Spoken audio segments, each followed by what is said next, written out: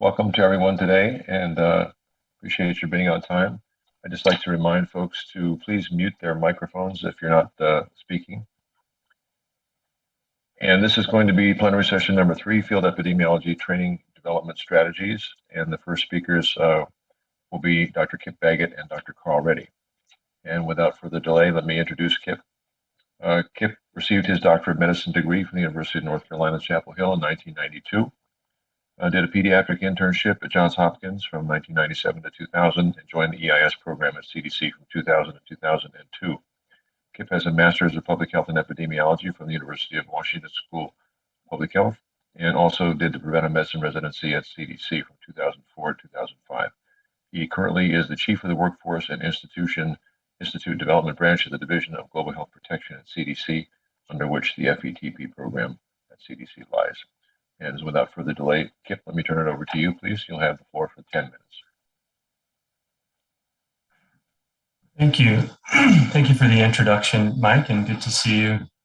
And thank you to the organizers for having this session and supporting the conference. I can only imagine how challenging it is in this environment, but it's really great to be a part of it. So I feel privileged to be here and to be able to proceed with this session. So thanks. Thank you very much.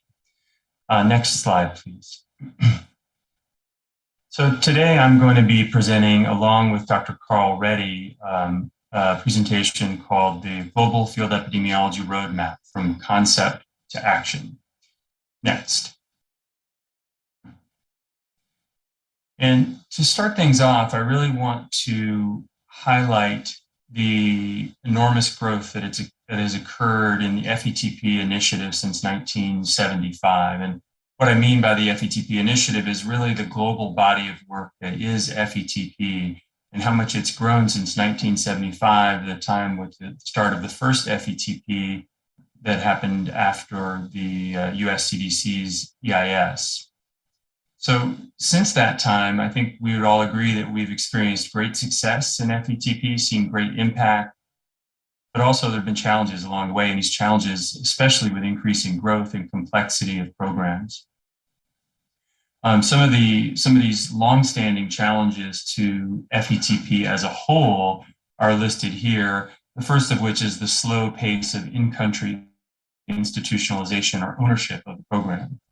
With increasing growth and complexity comes greater challenges of assuring the quality of the training and the quality of the program and securing funding. We all know that that can be a challenge in many places to ensure that there is sustainable funding for the program and for the important cross-cutting work that goes behind FETPs. Career paths for FETP graduates is a very common challenge in many places. And then as we move into a modern era, and I think has been highlighted by the COVID-19 pandemic and Ebola, the need for trained field epidemiologists who can mobilize quickly and cross borders. These are all challenges that we've talked about for a long, long time. And I think that leads into the motivation behind some of the work I'm going to talk about today. Next, please.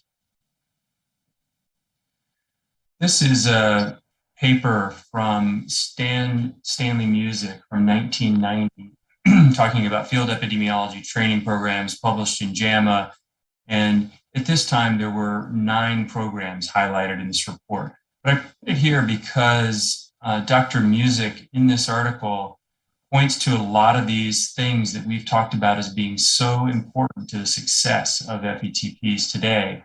And that is a long-term goal of creating strong, self-sustaining indigenous training programs. And this can be achieved through institutionalization. And if you could click, please. Dr. Music goes on to define institutionalization in his paper. If you could click, next slide, please. Here, the elements of institutionalization. And the point of showing this is the challenges that I highlighted in the previous slide, I think are really captured. A lot of them are really captured here under these elements of institutionalization, these things that are so important to the success and sustainability and impact of programs. Next. With the tremendous growth that we've seen in programs since 1975, these challenges have persisted, and I think you could argue have become more accentuated, more visible with more programs and almost more pressure to try to manage them. This slide, this graph here shows the number of countries that have an FETP or participate in an FETP.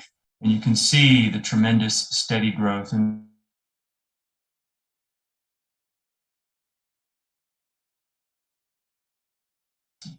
also clear in this slide here is just the total number of graduates that this represents. More than 5,000 graduates from 2-year or advanced programs, more than 1,700 from intermediate, and nearly 13,000 from frontline programs.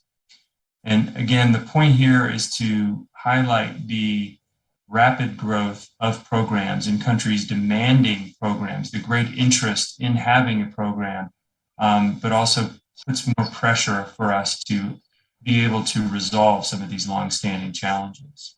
Next slide. Another innovation that happened along the way has been our 3-tiered approach to training. And we now are very familiar with frontline, intermediate, and advanced programs that have been developed to meet the needs at the different levels of the public health system, which has been well received, and I think in many ways is responsible for the rapid growth in programs. It's been fantastic, but again, also has increased the complexity and accentuated some of these challenges. Next slide, please. So back in December of 2016, actually at this very conference when it was held in Cambodia, a group of us were sitting around after the sessions one day and talking about these challenges that come up over and over in presentations and discussions, and really wanted to think about creative ways to address these. And we came up with an idea of trying to get together a group of FETP leaders, partners, funders, and other collaborators to really spend some focused time thinking about these issues to solutions. And so in June of 2018, the group that I just described did indeed get together for a week at the Rockefeller Center in the Bellagio, which is a beautiful spot, but also a great spot for some concentrated thinking. Next slide. From that meeting came the Global Field Epidemiology Roadmap. The roadmap vision was that every country in the world will have applied epidemiology capacities needed to protect and promote the health of its own population and to collaborate with others to promote global health. And I would also add to that global health security. Next slide, please. As part of the roadmap, we also coined the term FETP enterprise, and apologies to my Star Trek fans out there. We're not talking about Captain Kirk's ship going to the outer reaches of space, but we wanted a term that really captured all of FETP. We use the term FETP to refer to individual programs, to refer to the curriculum, the training itself, even the team at CDC that supports FETP is the FETP team. So we coined the term FETP enterprise to refer to all of it, the totality of the leaders, funders, implementing partners, government agencies, and other stakeholders engaged in the global FETP effort. And if you could click, please. Along with associated workforce competency targets, standards, agreements, and technologies that undergird this work. Next slide. Now, we had this global field epidemiology roadmap thing, but we didn't want it to just sit on a shelf. We thought it was really important to take the next step and develop terms for how to operationalize the roadmap. And we did that in a follow-up meeting at WHO in February of 2019. Next slide, please. From that meeting, the recommendations became... What's coming out there? I'm sorry. The recommendations, I think, became a little more direct and are listed here. I'm not going to try to go through all of these for the sake of time, but I do want to just emphasize that the recommendations are largely built around some of those long-standing challenges that I highlighted, like institutionalization, like career paths, like developing a cadre of specially trained fellows and alumni who are able to respond to public health emergencies, and putting in mechanisms to be able to monitor and adapt with changes from modern field epidemiology. And this work was published in the paper that I'm showing here on the screen with Dr. Patrick O'Carroll as the first author. Next slide, please. Now, it's fine and good to have a set of recommendations. They read really nicely, and I think they made sense to people, but again, we're left with the question of what's actually going to get done? Where is the action?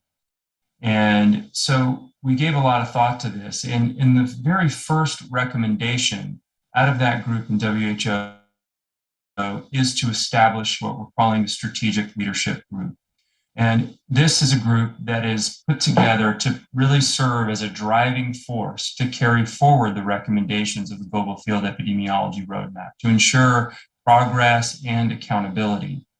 And one important aspect to this was to have very senior leaders that are chairing this group. And so the co-chairs for this group are the US CDC Director of the Center for Global Health and the WHO Assistant Director General for Emergency Response. There are 12 additional members of the Strategic Leadership Group, or SLG, representing regional organizations and implementing partners, multinational organizations, and current and former FETP, MOH, or National Public Health Institute leaders. And the Secretariat is TEPHINET. Sorry, need to wrap up. Thanks. Yep, I think that's my, can you go to the next slide, please? I'm going to skip this slide for now. It was really just to point out that the pandemic did slow down our stand-up of the SLG, but now I'm going to turn it over to Dr. Reddy to tell us about the progress that has been made in the last 6 to 9 months. Thank you. Thank you very much, Kip. And Dr. Reddy, let me just provide a brief introduction, please, before you start. Dr. Carl Reddy received his bachelor's degree in medicine and surgery from the University of Natal, South Africa in 1987, has a diploma in anesthetics from the University of Natal in 1995, and a diploma in health services management from the University of Natal in 1998. Master of Science in Epidemiology from the National Institute of Public Health in Cuernavaca, Mexico as well, and also a fellow of the College of Public Health Medicine, which is his specialty. Carl, thank you very much for joining us this morning, and the floor is yours. Thank you very much, Mike, and thank you, Kip, for that initial presentation. May I have the next slide, please?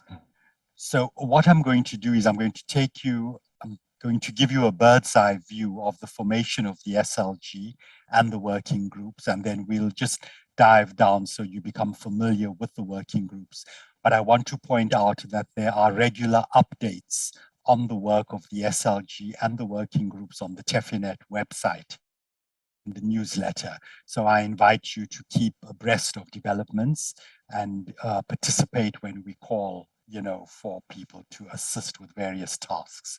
So when the SLG was established earlier this year, Dr. Rebecca Martin, the US CDC Director of the Center for Global Health, was the co-chair.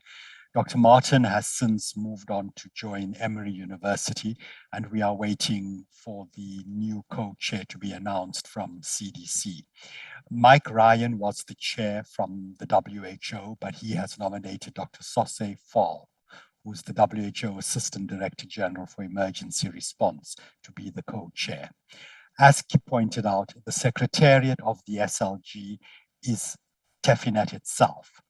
There was an SLG charter that was completed, endorsed by the co-chairs, and adopted by the SLG.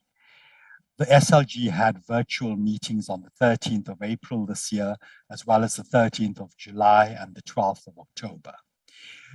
It's important to remember that the work of the SLG in terms of addressing each recommendation and taking it forward is actually done by working groups that lead each recommendation forward. There are various members of the SLG that are members of the working group. The working groups are also allowed to draw in expertise from other people who are not necessarily members of the SLG, but have the experience and the expertise. On the 13th of July, the working groups presented to the SLG and received comments on their goals and objectives. On the 12th of October, the working groups presented their near finalized goals and objectives, and some of them are now working on their activities. There is a plan to actually develop a communication plan to increase the visibility of the SLG and the roadmap. The next slide, please. Okay, so recommendation 2 and the working group that deals with recommendation 2 is led by Dr. Carmen Barella Santos, who's head of public health training at the ECDC, the European CDC. And that recommendation, you might remember, is that the SLG shall continually monitor and assure needed improvements and changes in the FETP enterprise. Next, please.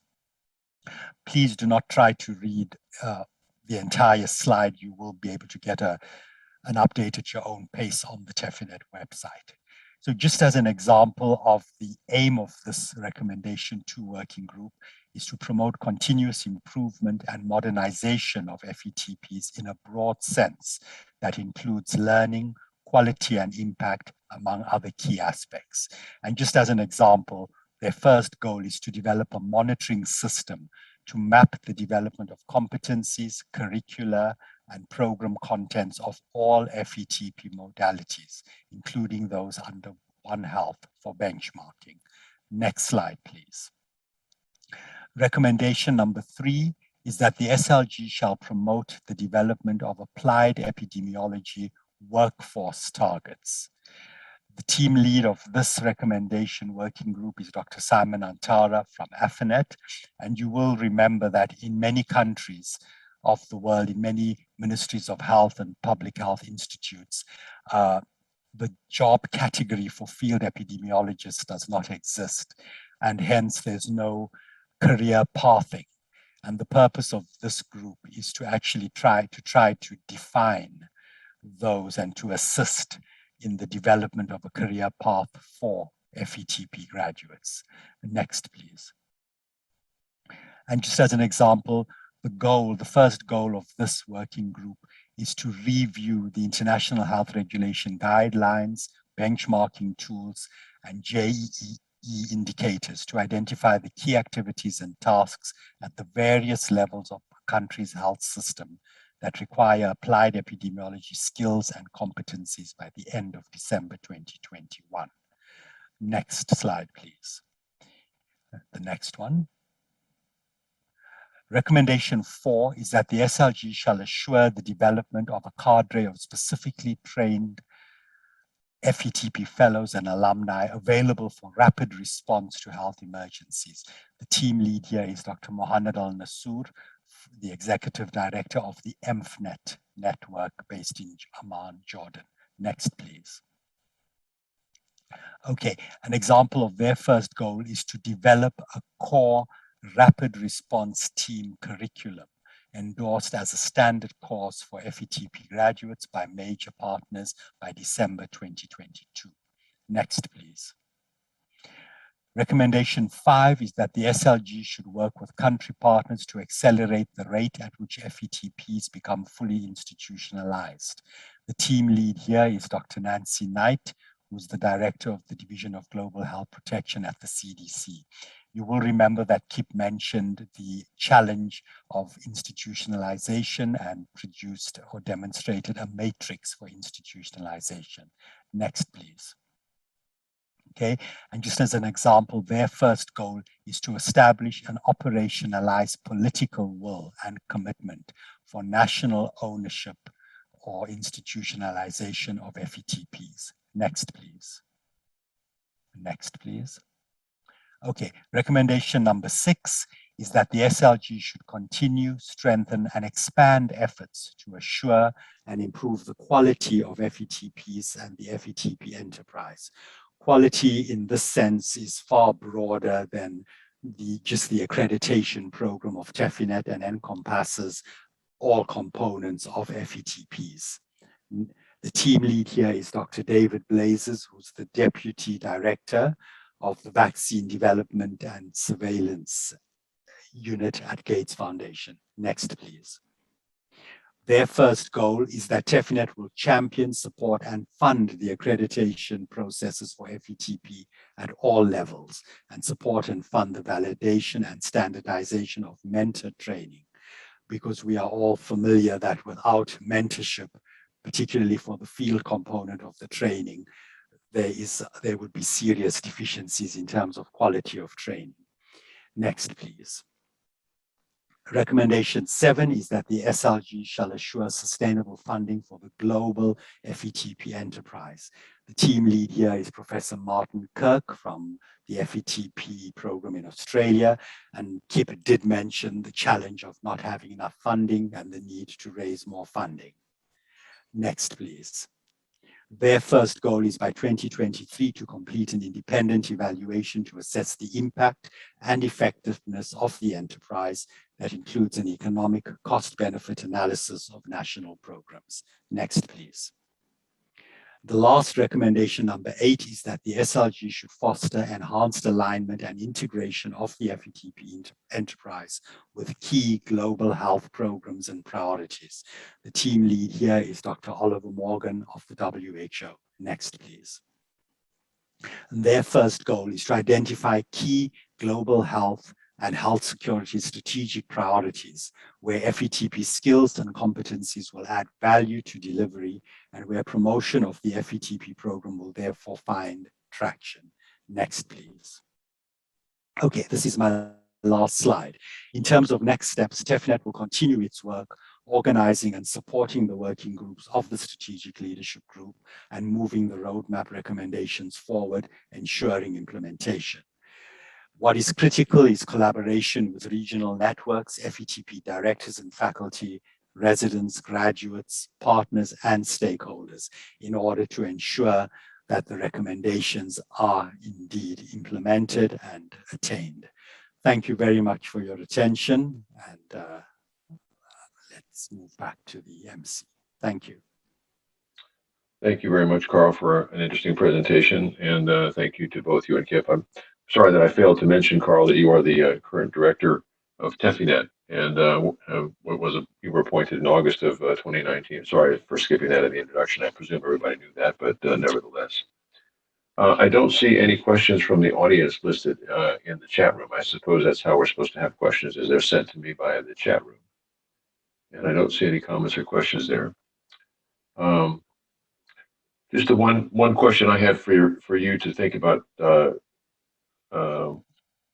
Dr. Reddy, was the idea of how with the emphasis of trying to make sure that there are standards and systems in place to make sure that everybody meets certain criteria. How do you still allow for local flexibility at the country level? Each program needs its own ability to adapt to whatever the circumstances are on the ground. And so how do we make sure that there's allowances for those kinds of flexibility and the time, energy, and resources that it takes to do that, and also to meet these higher level requirements? I can see that there could be some tension sometimes between those two, and one might borrow or steal from the other in terms of resources and manpower. What are your thoughts on that? Thank you for the question, Mike. I think it is extremely relevant and important to take into account variability, in terms of development and other indicators between countries and between FETP programs. And what has been envisaged is a set of minimum standards. And I'm using the example of the accreditation program that maybe perhaps more people are familiar with at this stage. So there are minimum standards, but of course, programs can go beyond the minimum standards depending on their needs. And as long as they comply with the minimum standards, they will be accredited, for example, in the case of accreditation, and they are free, they are at liberty to exceed the minimum standards. In fact, the new round of accreditation that will start from January 2022 takes into account the very issue that you raised, and programs that go way beyond accreditation are actually recognized for that as well. Thank you. Thank you for those thoughts.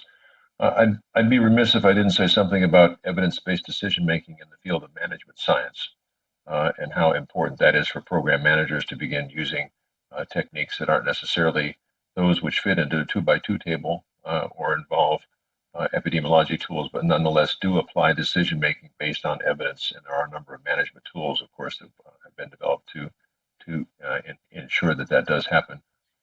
Philippines is a great example of a country that's taken the field management training program approach as a sister program to the FETP, has done some marvelous work. The field projects that come out of that are fascinating in terms of what challenges they take up and what progress they're able to make. Has there been given any thought to institutionalizing that broader and trying to support those efforts more broadly than just in the Philippines? Kit, maybe you want to respond to that. Sure, I'm happy to respond. Thanks for raising that important question. As you're aware, that's an example of some flexibility that some programs have taken on and have incorporated management and leadership training. But I think more needs to be done in that area. And TEPHINET runs the FLAC, the FETP Leadership or the Learning Advisory Council. Did I get that right? That's correct. That's correct. And I think that's a group that takes on potential important changes to curriculum and competencies. We at CDC have given a lot of thought to this and building on programs that we've implemented in the past. Mike, you're well familiar with SMDP. We also, more recent iteration of leadership and management training we've supported is called Impact. And we are actually in the process now of taking some of those lessons learned from that program and curriculum and thinking about how to integrate the competencies across FETP. So not just adding a module into the program, but what we would like to see is really integrating the principles across the entire training. And so we're working on that. Thanks. Mike, may I just add, is the time to add something to what Kip has said? Yes. Yeah, so I just wanted to say, I think once again, that's a very relevant point that you raised, because, you know, we all train in our disciplines and professions. And as we move higher in terms of experience and time, we become managers. But historically, we've not been specifically trained to be managers. And clearly, in the complexities of today's world and the challenges that we face, you know, those skills are critically important to ensure the success of FET programs, as well as to ensure that residents attain the competencies that they meant to. So I think, yes, every effort will be made to actually, you know, try to ensure that FETP faculty is appropriately trained and has the opportunity to be so. Good. Thanks for those comments. I just commend you both to take a close look at what the field management training program in the Philippines is doing and look specifically at some of the projects they're producing so that you can learn from that experience. It's quite impressive at how they are able to use very simple basic tools to improve the service delivery of public health interventions, whether it's immunizations or malaria or bed nets, whatever it is. There are tools that make use of evidence to improve the delivery of public health services and make a huge difference. So take a look at that, and I think the Philippines deserves to be commended for not only their participation in the Sustainable Management Development Program, but then their leadership role in taking that forward and making it their own program with its own funding and its own institutionalized capability as a way forward. I'd like to thank you both for your presentations this morning, and we're on time. Thank you for keeping to the time. And let me now introduce Dr. Manickam Ponnaiah from India. Are you ready to go, Dr. Manickam? Yes, good morning from India. I'm ready, Mike. Thank you. Thank you very much. Let me introduce Dr. Manickam first. Dr. Manickam has a Bachelor of Medicine and Surgery from the Siddha Medical College in Tamil Nadu, India.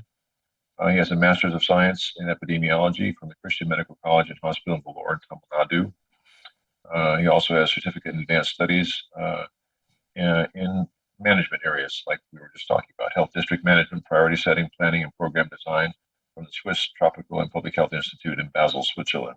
And last and not least, he has a PhD in epidemiology from the Sri Chandra Tribunal Institute of Medical Science and Technology. And he's going to be speaking today about learning in the global FETP community, FETP learning strategy implementation, updates and strategies during the pandemic. Dr. Manickam, floor is yours. Thank you. Thank you. Thank you very much for the nice introduction. Good morning to everyone from India. And I'm going to present on behalf of the TEPHINET the FETP learning strategy implementation updates and also strategies during the pandemic. Next, please. The objectives of the session are to describe how the pandemic has affected the learning and how some programs and individual people have adopted to the pandemic. Second, to apprise the current progress and also the next steps in terms of the learning strategy implementation from the TEPHINET to address the challenges in the community. And also outline where we are going and also to make sure how we are making the learning resources and also collaborating to make sure the learning initiatives are as applicable and needed. Next slide, please. During the November 2020, the FETP group at the TEPHINET did a teleconference with major programs across the globe. And they were inquiring about what is happening with reference to the learnings during the pandemic, whether there are innovations, whether they are affected by the pandemic, and also to see how the programs are innovating within the pandemic period. There are three examples which are listed here in response to that telephone conference. One is from the India EAS FETP, where they converted a classroom-based scientific writing course to an online virtual format. Central America FETP talked about converting an in-person training program to a flipped classroom model course in terms of detecting and responding to respiratory outbreaks. And that became a collaborating point for sharing with other programs. This was used as a just-in-time refresher program for the entire response team. The Pakistan FELTP developed a training module on case investigation, contact tracing, and also other pandemic response activities, so that was used as a TOT, or a trainer of trainers program for the provincial level people. Thank you. Next slide, please. The programs, 60 of them in particular, responded to a survey on how the pandemic has disrupted or delayed some of the training learning activities within the FETP community. You can see that a majority of the programs which reported that there are people who are currently fully engaged with COVID-19 response, and therefore they are unavailable for other activities, which was expected, as expected. The next major response was in terms of the restrictions imposed by the local governments and authorities, which could have affected in very many ways the way FETPs are functioning in terms of recruiting a new cohort, or in terms of other field activities which are required as part of the FETP learning, and also the staff and other trainings to work in some of these environments where the risk was highly perceived. Staffs and trainees had to switch from didactic to other modes because of the inability to travel to attend the classroom sessions. Next slide, please. This particular data also informed us that many of the programs with some mix of virtual and online training, they also were carrying on the didactic training. There are other programs, as you see on the left-hand side, some of the didactic training sessions were underway, but they were, but it's mostly, either completely virtual or online. There were limitations of running the didactic programs in many of the settings. Some programs put everything on hold. The didactic programs are on hold in some of these programs. On the right-hand side, you see the status of fieldwork that was disrupted or delayed by the COVID pandemic. You can see that almost 50% of the programs had to go on with the fieldwork with some limitations. Some programs, fieldwork was occurring, but there were operations were limited. But I must admit that some of these fieldwork include COVID-specific response as well. Next, please. The FETP community as a whole was responding to the pandemic in a very effective manner that highlights that our community could face the challenges and needs within the entire network. However, there were expressed needs that were coming up that had to be addressed rapidly by creating alternatives in real time so that the people in the field are supported with guidance and support. One of the things that the TEPHINET at the Secretariat did was to make sure the credible information is available to those who need for addressing the coronavirus pandemic effectively. You can see on the left-hand side, the knowledge hub that was created to make sure the material that is available from the TEPHINET is available to all the FETP community members. The other thing that the FETP group wanted was in terms of resources that could be used for teaching and learning. That was also made available from the TEPHINET Secretariat that you can see on the right-hand side. The TEPHINET Secretariat put up the virtual teaching and learning resource page that provided a lot of materials that could be made use in the changed scenario. Next slide, please.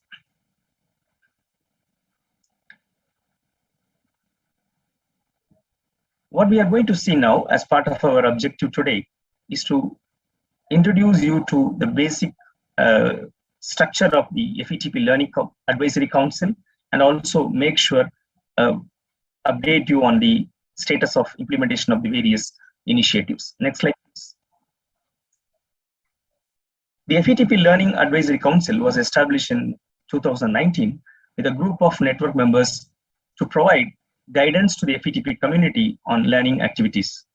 The vision is to make sure a well-trained professional global FETP workforce is prepared to address evolving public health priorities. The mission is to make sure we develop a learning strategy for the FETP enterprise and support its ongoing implementation. We had good number of values in support of this particular vision and mission. That includes quality, learner-centric approach, lifelong learning, inclusiveness, and equity. Next slide, please. TEPHINET's learning program, the fulcrum is from the Secretariat. The Secretariat coordinates and facilitates these global learning activities and makes sure initiatives are also rolled out in accordance with the strategy. It makes sure it is used, these learning programs are used by regional and national groups and also the programs. The current activities undertaken includes the global learning strategy, its launch and implementation, the management of learning center and its related resources at the TEPHINET website. We would strongly recommend you to visit the TEPHINET website for looking at this learning resource center. Creation and promotion of learning related events at all levels, including the regional levels and sometimes at the program level. It supports individual programs to make sure that they identify and access learning contents and resources and make sure they connect programs to each other and facilitate good exchange of learning and development. Next slide, please. I'll give you a quick overview of the FETP learning strategy. Next slide, please. The learning strategy was developed in 2019-20 with a wider stakeholder involvement and engagement. It was guided by the FLAC. It was launched in October, in the middle of the pandemic. The aim is to ensure that a well-trained and professional global field epidemiology workforce is prepared to address the evolving priorities. What we did during the period was to identify 6 priority initiatives to begin implementation of the overall 10-year strategy. The implementation of the planning activities already started. I'll brief you on the overall goal and the priorities. Next slide, please. The purpose of this learning strategy are 5-fold. One is to make sure we develop a futuristic vision to make sure learning happens the way the FETP enterprise envisions. Second is to make sure we address the emerging ways of working and learning, both in person and virtual mode. Third is to make sure we meet the current and the long-term needs of the FETP community, which includes the teachers, learners, and alumni. Fourth is to make sure we guide everything in terms of updating and modernizing the FETPs. Fifth is to make sure FETP achieves the leadership in terms of learning enabler and also a hub for the FETP global network. Next, please. The target audience specifically is not exactly the programs, but the learners, mentors, trainers, and alumni, which means all the individuals who are part and parcel of the programs. The learners could include everyone in terms of the FETP programs at various levels of the program, mentors who are responsible for mentoring and coaching, and then make sure the FETP spirit is alive in the learners, trainers from various walks of life to make sure FETP solutions and we deliver the materials for making sure FETP outcomes are achieved, and also the alumni who are graduates who require the continuous learning to remain current. Next slide, please. We will be in the next 10 years, we envision that, as you see in the center, we want to make sure the TEPHINET Secretariat as the major hub that will steer the learning activities around the FETP network to achieve the strategic goals. Therefore, the critical success factor is to make sure the programs and the community have strength of leadership, operations, and reliable funding sources that will be enabled by FETP's TEPHINET Secretariat. And that's why many of the 3-year goals are prioritized around the strengthening the Secretariat, and we make sure programs, the community, and all of us achieve what is intended to be achieved as part of the vision. Next slide, please. The learning strategy has 6 goals, or what is called focus areas. And I will elaborate in the next slide on the 6 goals and the 15 priorities. Next slide, please. The 6 goals cover 15 priorities, as you can see in this slide. The first goal is to make sure the TEPHINET network as a learning hub is having enough funds, resources, and it is able to implement, operationalize, and measure all of this planned under the learning strategy. The next 4 focus areas is to make sure they are relevant to the network responsibility, and also they are under the flag to plan and develop implementation plans for the entire strategy. Once the implementation plans are developed, TEPHINET will make sure it procures the necessary funding and resources to make sure plans are implemented and operationalized around the key initiatives. The FLAC, working group members, and TEPHINET are responsible for adopting key initiatives in their respective programs. The last focus area is to make sure there are 2 goals in the last. Make sure we have joint responsibilities between TEPHINET and FLAG with specific activities defined. You can see the 2 activities listed there under the progressive evolution and growth goal of the strategic goal. Next. Current progress, I will explain briefly. Next slide, please. The strategy was developed during 2019-2020, and it was launched in October, as mentioned earlier. We had a strategy implementation planning during this year, and we have 3-year priorities set out to make sure the initial priorities are rolled out in the next 3 years as a short-term strategy to make sure the future initiatives and activities can be achieved and the goals over the next 10 years. Next slide, please. These are the priority initiatives which make sure we develop competency frameworks for the trainers and mentors. Learning outcomes can be measured, where there's a plan to guide the measurement of the program outcomes. The quality is ensured in terms of guidelines and also making sure there are definitions for each of the criteria to measure them. The alumni will have an assessment as well as learning resources made available from the existing material or newly developed material for continuous learning. Model learning materials will be adopted and make sure the solutions are used at all levels. And learning technology will be a cross-cutting one. It will involve multiple strategic goals and also make sure we achieve the 4 main areas of interest. Next slide, please. How can a regional program like SafetyNet and other national programs in this region get involved in this entire initiative? Next slide, please. We make sure that we are connected to each other and we get involved. That's a priority.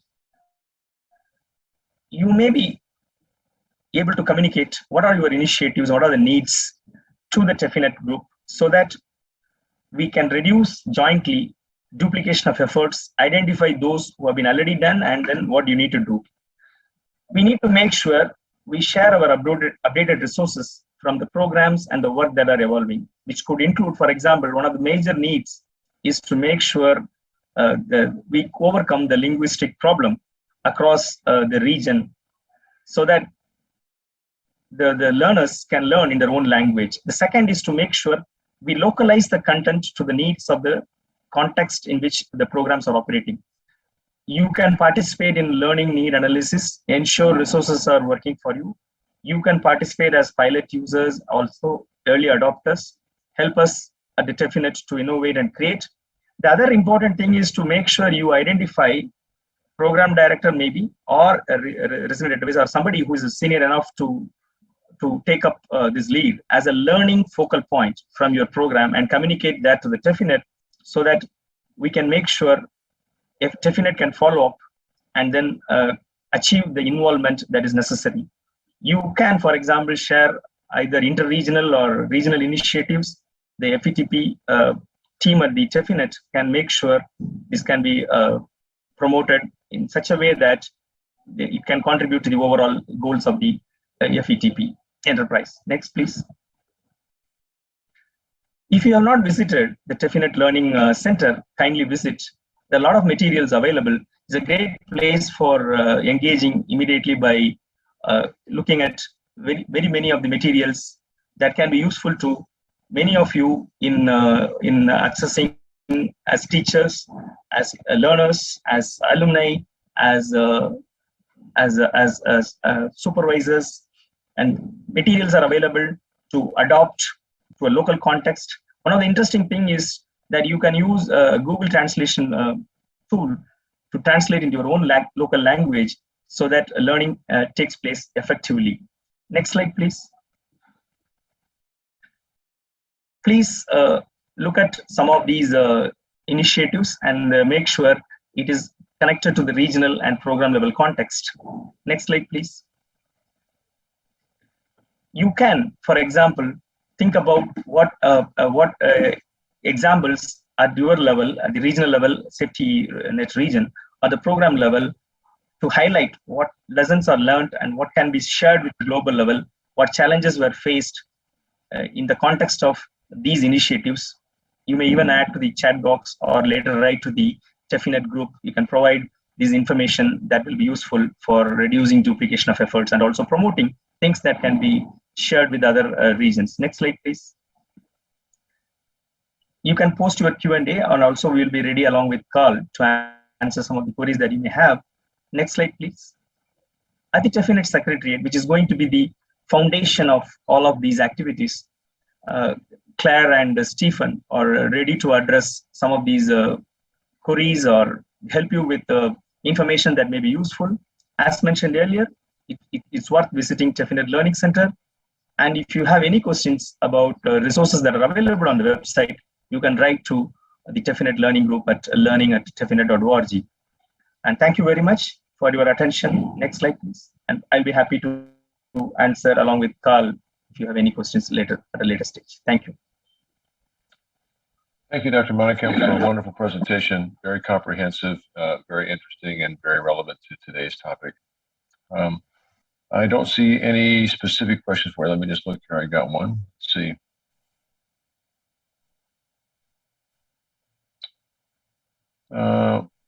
This one reads, in a pandemic condition and, oops, sorry, try to go to the very beginning of it.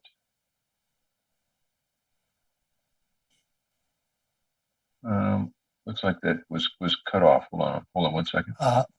Mike, I can see a question. Shall I read it out? Yes, please, if you can. I've only got okay. the second half. So, go ahead. Okay, the question I can see is, what role or roles could regional networks play in achieving the various goals of the, and somebody's removed it, the various goals of the roadmap? Sorry. Okay, but I saw it. Okay, maybe I should just take a stab at answering it since I read it. You know, I think the role of the regional networks is actually critical when we bear in mind that the recommendations of the roadmap are actually meant to strengthen the entire FETP enterprise. And having said that, there are a number of regional network representatives on the SLG, and we always welcome involvement and input of regional network representatives on the working groups, because clearly they have the experience and the expertise and would be able to contribute significantly to taking a particular recommendation forward. So that opportunity still exists, and we would really value the participation of regional network reps. Secondly, in terms of resources, you know, the working groups need live bodies, need boots on the ground to actually take forward the recommendation. So we would value if you or your organization has resources in terms of live bodies, human resources, or access to other types of resources to enhance or to take forward the work of the working group, then we would certainly welcome that support. Thank you. Thanks, Carl. Dr. Manickam, did you have anything to add to that? That's fine. I think it's taken care of. Okay. There was another question here. I don't know if you can read this one or not. In a pandemic condition, and after that is where field learning doesn't run optimally, increasing the capacity of the FETP mentor is also very important, that it could still meet the guidance standards for mentoring FETP students. It sounds like a statement, not a question. Should I say something? Sure. You permit? Yeah. I was reflecting as you were giving your presentation, Dr. Manickam, about the how the world has changed just in the last 2 years with the pandemic, and how the isolation has led to people working at home more, and how this technology that we're using for this conference, Zoom, and other these kinds of telecommunications, has opened an entire opportunity for us to extend the reach of what we're trying to do and make things much easier and less costly and more effective, both at the international level, as in this conference, for example, but even at the local level, where people in the national capital can reach out to people at the local level, with the proviso that there's enough internet capability and bandwidth to do that.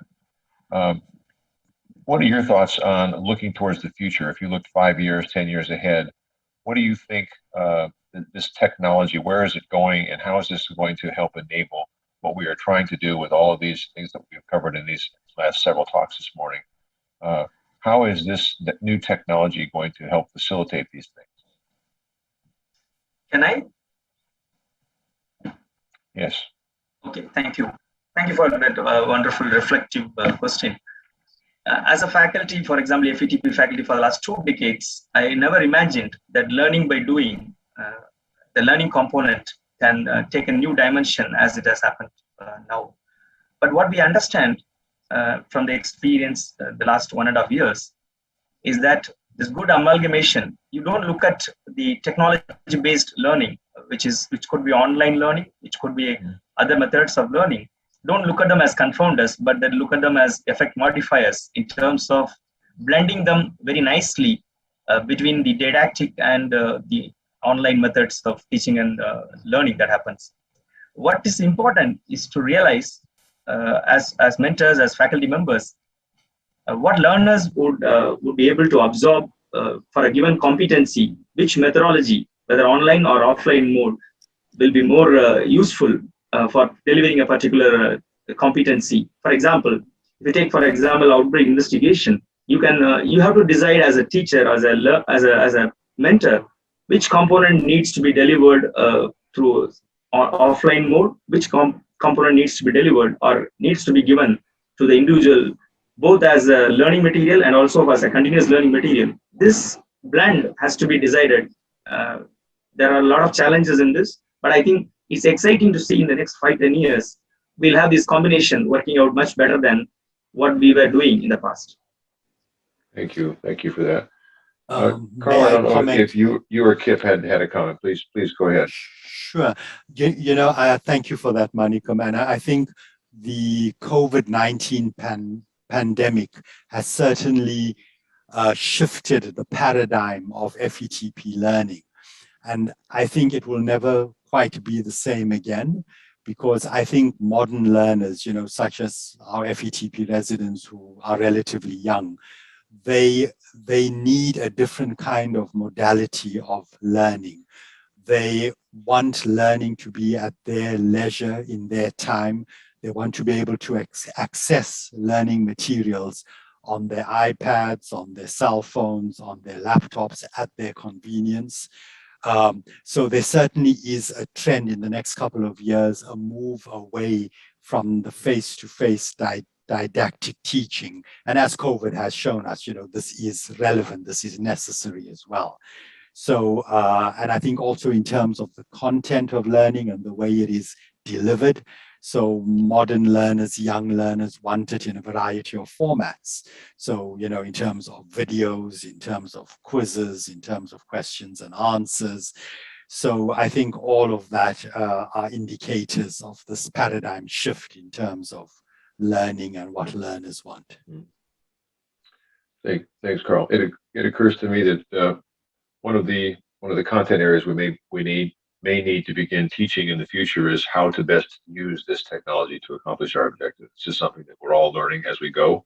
There are good examples. I'm sure many of you have participated in bad examples of use of Zoom. And so I think maybe we need to give it some thought in terms of what can we learn from others about how to use Zoom effectively, Zoom or other technologies like this, as teachers, as trainers, and also as supervisors for carrying out our functions in a more cost-effective way.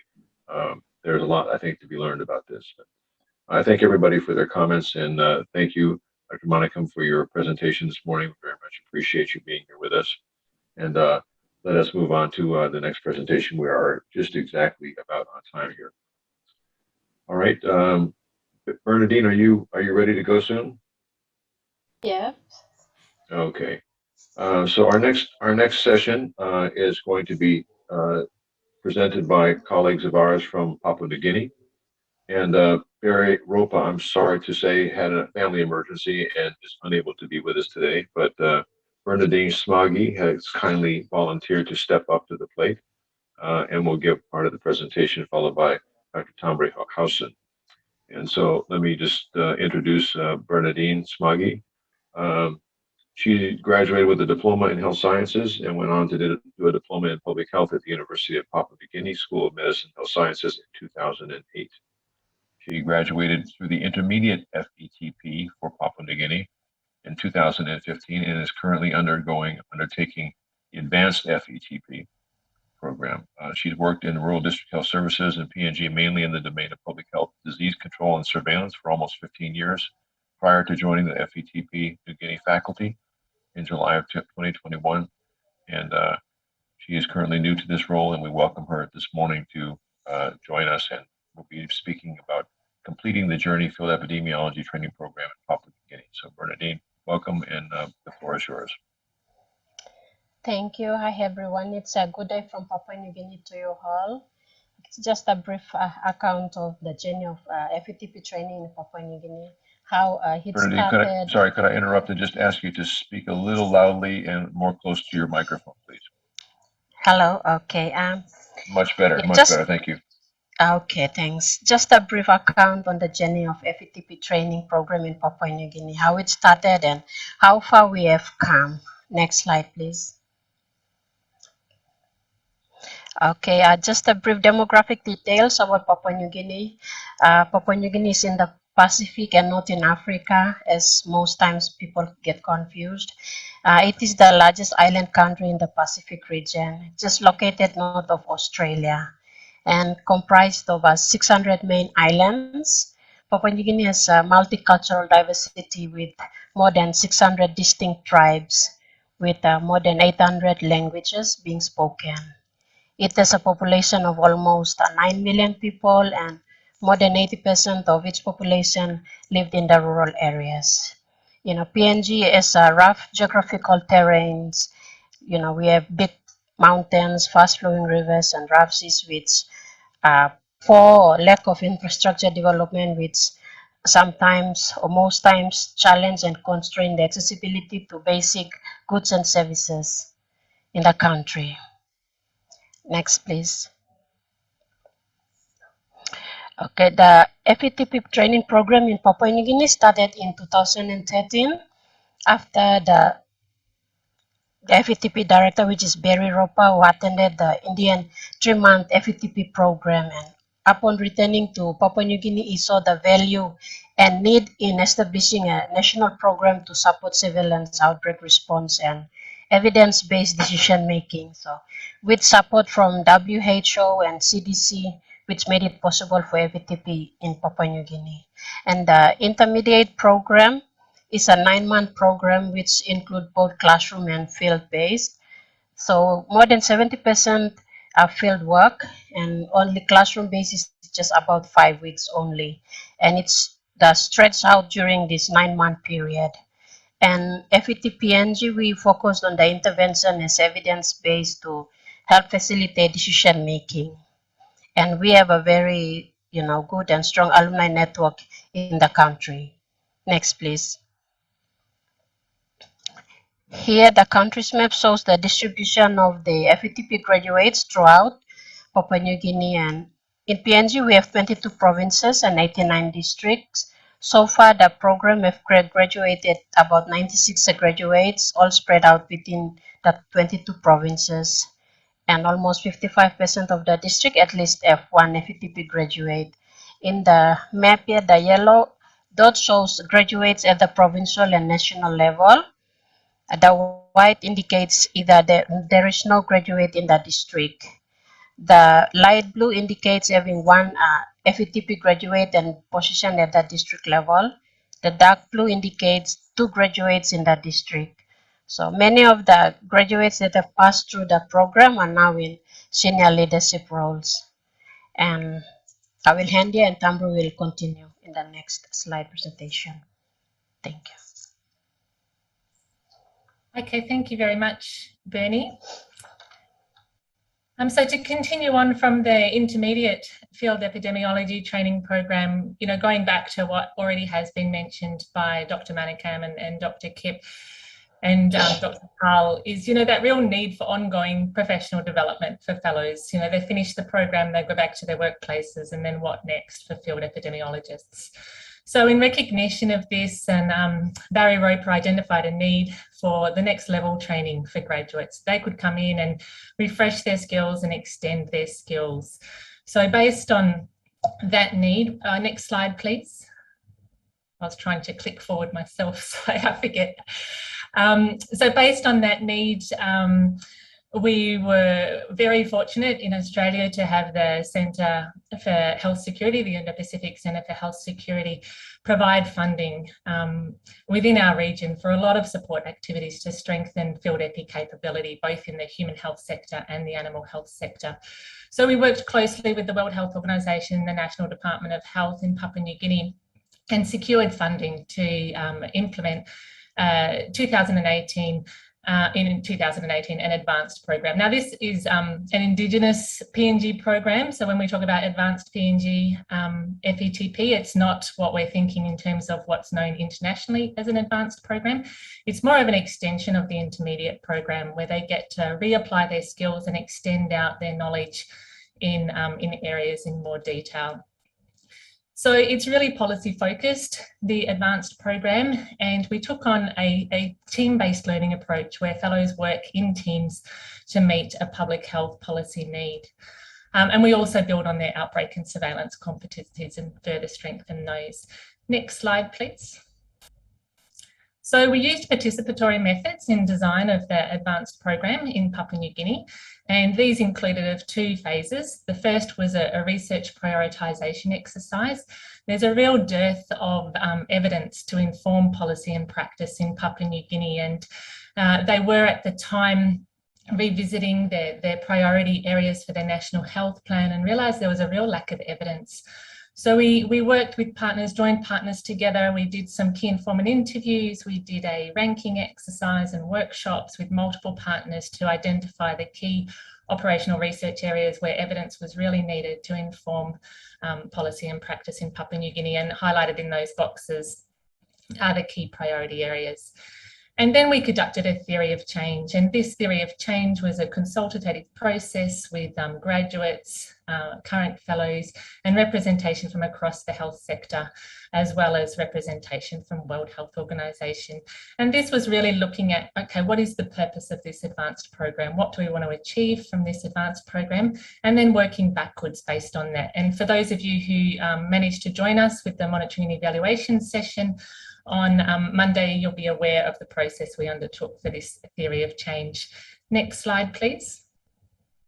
Oh, and of course, yes, in 2020, we also ended up with COVID as a thematic area. Many of the fellows shifted from their priority area into a 5th thematic area of COVID response. Thank you. Next slide, please. So this was the resulting theory of change for the advanced program, and I really recommend field epidemiology training programs to go through this process. I can't recommend it enough, and we're going to go through this process with the intermediate program next year. So it doesn't have to just occur when you're starting a program. You can also do this in the middle, and we did this in 2019 with the MAE program in Australia as well. And I think it's just really important to reflect on what you want to achieve, and then going back to what needs to happen in order for you to reach your desired impact and outcomes. And then also looking at the assumptions along the way. What are you assuming is occurring in order for these things to happen? So it really gets you thinking about the causal links from one step to the next. And if things aren't working, it really helps you in going back and saying, okay, well, what assumption is not being met, or what aspect of this is not happening that's leading to us not being able to achieve the impact we set out to achieve. So next slide, please. So looking forward for our FETP vision, I mean, a lot of these issues have been highlighted already in today's session, and these are issues known to many field epidemiology training programs, and we all struggle with them. We struggled with them on the Australian program, and I know, speaking to colleagues in the region, many struggle with them in their programs, and PNG was no different to everyone else. So we were looking really at, in the future, what do we need to really build that sustainability of the field epidemiology training program in Papua New Guinea. We're very, very fortunate that the program has now been incorporated into the National Health Plan as of this year, with a lot of advocacy from the director, Barry Roper. So that's one step in the right direction to secure national commitment to the program. And we're also looking at the other aspects that we need to incorporate, including the rapid response team. We're also fortunate to have received Global Fund grant money to establish a frontline program next year, which we're very excited about and hoping to take a One Health approach on that program. We have our intermediate program and our extended program, which locally is called the advanced program. We're looking, the importance of leadership development. It's been mentioned and talked about. We've also recognised how essential this is to really build up junior faculty and junior mentors, to build that pool of mentors and supervisors who are able to support the program to increase the sustainability. We commenced a leadership training program this year with funding from the Indo-Pacific Centre for Health Security, and we're doing it creatively, virtually, it will go over 3 months, and we're doing 10 sessions over the course of 3 months with our current faculty and with those that we've identified as junior faculty moving forward. It's a transformational leadership program, and we're really looking forward to the outcome and impact of that. The first session was very successful and highly rated by everybody. So alumni development, we're also looking at ways that we can do that, and building on your comment, Mike, I think, really strengthening digital literacy in field epidemiology training programs is so essential. So for us, that's going to become a core component of our intermediate program as well, and even touched on in the frontline, is building that digital literacy so people can access the immense amount of learning that is available in the virtual arena, and also for the faculty to really develop out their digital literacy. And I think Bernie can attest to it's been a steep learning curve in Zoom for everybody, but everybody's really enjoying it, and we've managed to find ways to have interactive learning sessions via Zoom in a country where we thought connectivity would never enable it. So I think it is an ongoing journey, but there's a lot of opportunity out there. And faculty development. I know it's been highlighted a lot. We've talked about it in the FETP community for many years, how graduates are often thrown into mentorship and supervision roles without being trained how to mentor or how to teach, and thrown into teaching, saying, well, you've graduated now, if you go and teach on the program, but not taught skills in adult teaching and learning and how to develop out training materials. So we were fortunate to have a Train the Trainer, again funded by the Indo-Pacific Centre for Health Security for our region in 2019, and drew people in from the Southeast Asian programs and Pacific programs to really learn how to deliver interactive learning to adults rather than death by PowerPoint.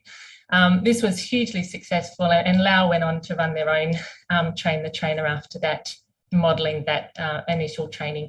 So building on that, we plan on doing more of that in the region, and really extending out those teaching and learning skills with faculty, as well as those mentorship and supervision skills. We were fortunate to have a great conversation with the Field Epidemiology Training Program for Veterinarians in China, and they have a great model of executive training that we were really excited to hear about, because one thing that we all know is you can teach, and no matter how good your teaching is and how good your training is, if fellows aren't able to apply their learnings in their workplace when they go back, because the management structures aren't there to support it, then the impact of your program is going to be limited.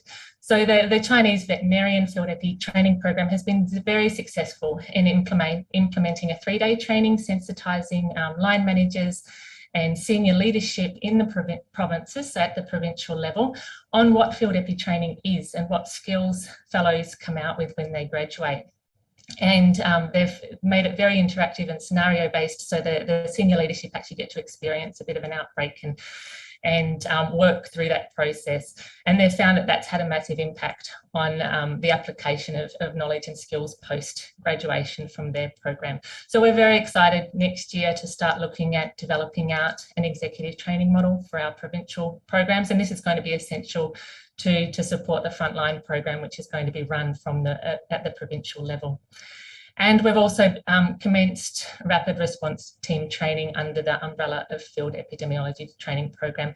Due to COVID, it was just a quick initiation, really trying to get people sensitised to what a rapid response team looks like and some of the core components that they need to be aware of for the current COVID response.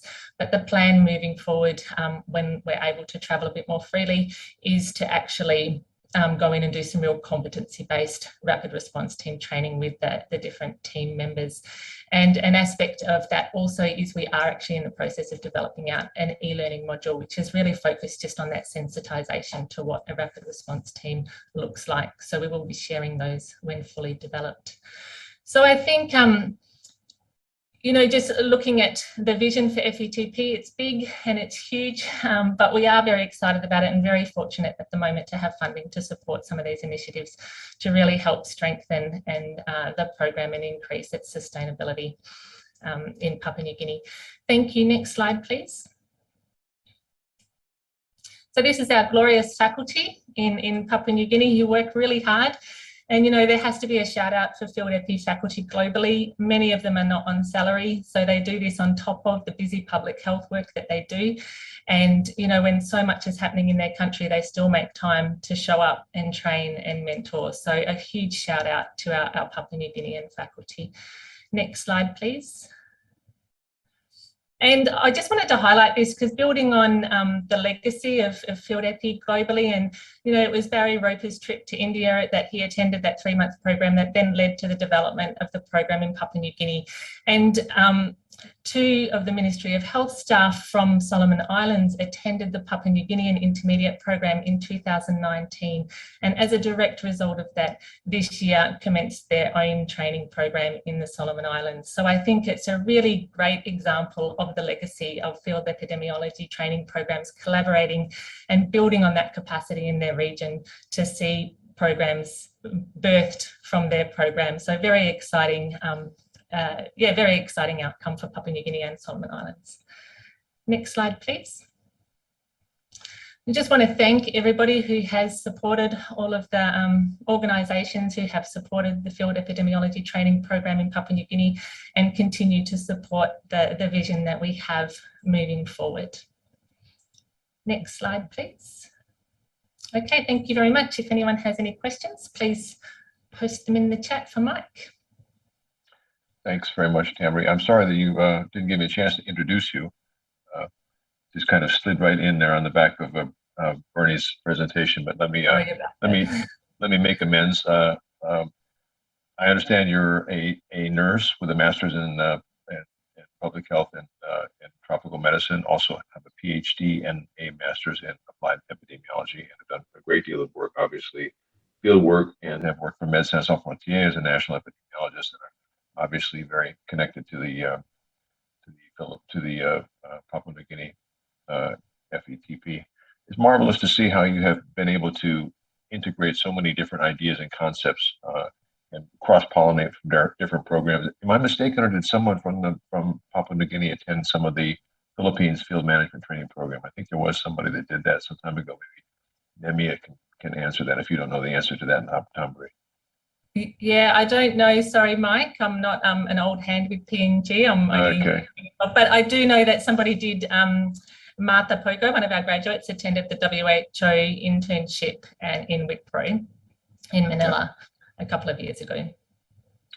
So it's a marvelous example of how taking the core essence of what FETP is all about, but then making local adaptations to meet your needs and to your specific situation, what the infrastructure is on the ground, and what the needs are, and being able to adapt to that. And then when you're successful at it, sharing that with other countries so they can get the idea of what you're doing. So kind of moves us in a slightly different direction than a one-size-fits-all standardized FETP that's got a standard curricula with standard teaching cases and teaching examples, to something that's more adaptive in the local environment. Some general guidelines and principles, but letting 1,000 flowers bloom, so to speak. Excellent ideas, wonderful. Bernie, thank you for that wonderful presentation. You did a great job. Thanks for doing that on short notice.